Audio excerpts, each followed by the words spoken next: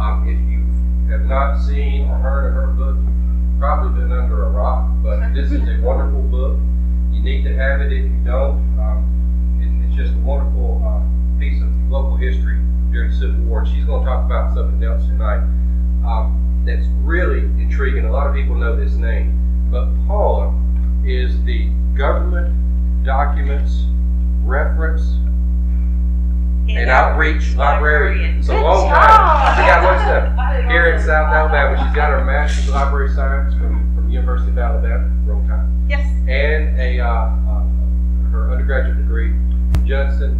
She's an avid researcher and writer and a great speaker and a friend of this group. So without further ado.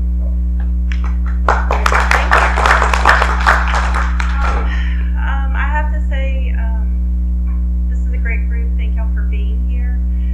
And you are the first to get the Octavia talk. All right. Yes, so be honored. This is the first time I've talked about her with the research that I've done to this point. Am I done? No. I have quite a ways to go yet, but I'm in the process. I taught the prequel written, and I've got chapter 1 written. I'm working on chapter 2, so it's coming along. My personal goal date for this to be completed is 2020. Sooner if there's money, and not so much sooner if there isn't. So it just depends on how it goes. So, okay, so let's talk about Octavia LaVert. Madame LaVert during the Civil War years is what this is focused on. But first off, let's do a little bit of history. Who was Octavia Walton LaVert before the Civil War? Why is she so significant? Well, this girl hit the genetic lottery, okay? That's one of the very fortunate things for her in her situation. She was the granddaughter of the youngest signer of the Declaration of Independence. Anybody have an idea of how old he was? His name was George Walton Sr. Any idea? Make a guess. 26. Close. He was 27 years old. That's very young to be a signer of the Declaration of Independence, but he was.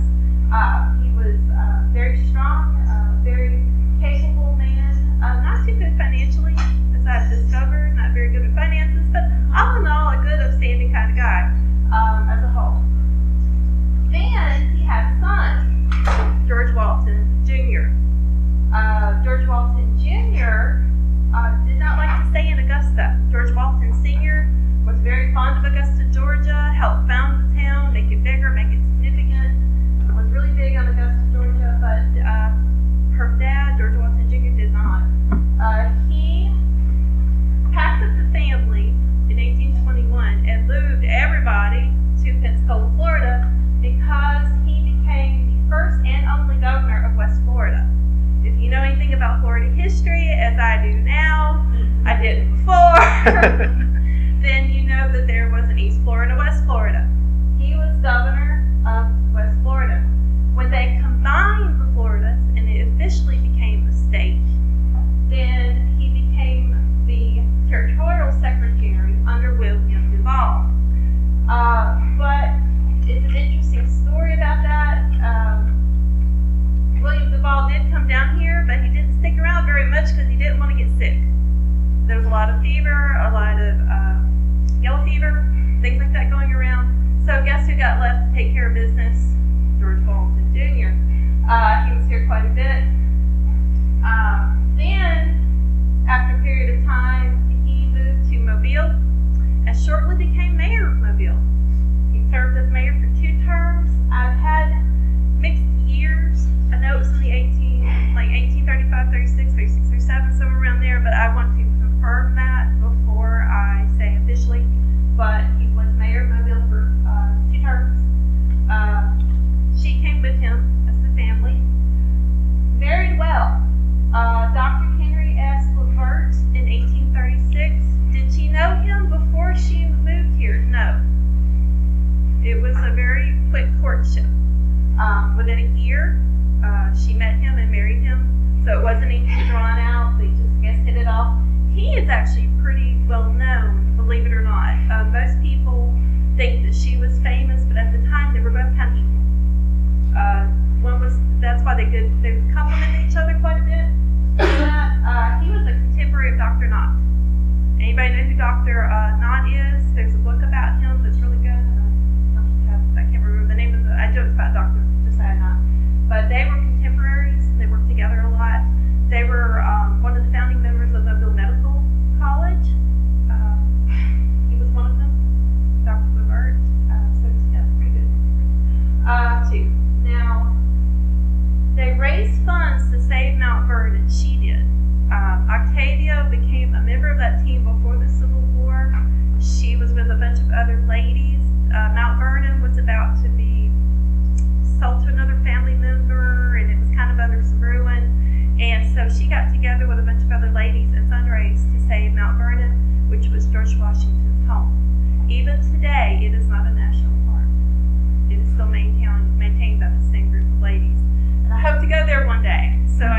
their archives. It's on my list.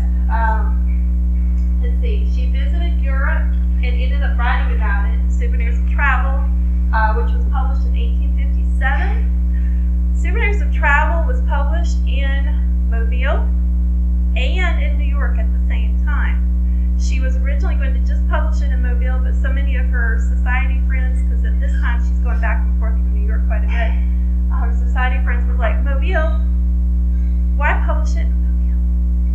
So she did it both locations because she loved Mobile. Mobile was her home. It's where her children were born. She was dedicated to Mobile, pretty hot and heavy. And then I have to say mother of two girls, because she was that was an important thing. She had 5 children. She lost 3, 2 to fever, and in that same fever she lost her youngest brother. Her younger brother is her only brother. But nobody hears too much about Robert. So learning about Robert and what happened to him has also been an interesting part of this journey. And then one son, he died as an infant. So. Residence. Octavia's home and Dr. LaVert's office. They were located at 151 and 153 Government Street, Mobile, Alabama. Dr. LaVert's office is the only building that still stands. Did you ever notice that that building looks a little weird? Do you may know why it looks a little weird? They had to build it around that building. No, that's not it. It's worth thinking about. Why is it not, it's built in 1849. Why does it look like that? You mean the building itself? The building itself is Not rather... the government building. No, Dr. LaVert's office. Okay. It's very tall, isn't it? Oh, okay. See how tall it is? And it seems to have these... houses were built like that during the time period. Any idea why it's unique? I don't know, but it has a lot of similarities with the Siemens. Could it be related? I'm not sure. That's an interesting aspect. Looks like a train station. Yeah, it does, but it was designed after the Temple of Apollo. So now when you look at the Temple of Apollo and you look at Dr. LaVert's office, you're going to see the similarities. They did make some changes to it. There used to be a wrought iron gate in the front, but yeah, that was the design. That was what they were going for. So that's why it looks a little different than you would think a building from a doctor's office from 1849 would look. This was her house on Government Street. See, the location of the house is perfect because she could greet people. Now, if she would get word, and I don't know how she got word, but important people coming to Mobile. So you say they all came to her house, but she was a very smart lady. She had a buggy and horses ready. So she would actually go greet them. She would know what boat they were coming on, or she would be aware they're in town or coming up, and she would go meet them down at the docks. She lived right there, she lived right there down at the docks. So she would very strategically go down there and invite them to her house. So, very smart lady. The salon. All right. This is the only known picture of the salon. When she met and married Dr. Henry S. LaVert in 1836, she became the city's most prominent figure. She started calling herself Madame LaVert in the 1840s. That's when the house was built. The main house, I think when she started hosting parties, she just kind of styled herself. I'm Madame LaVert.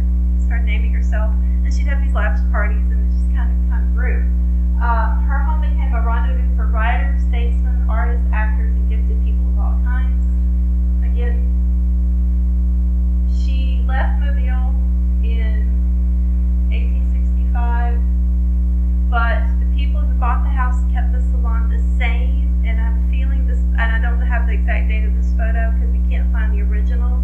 This is in the press register, but we're thinking it's around 1900 or so, and they kept that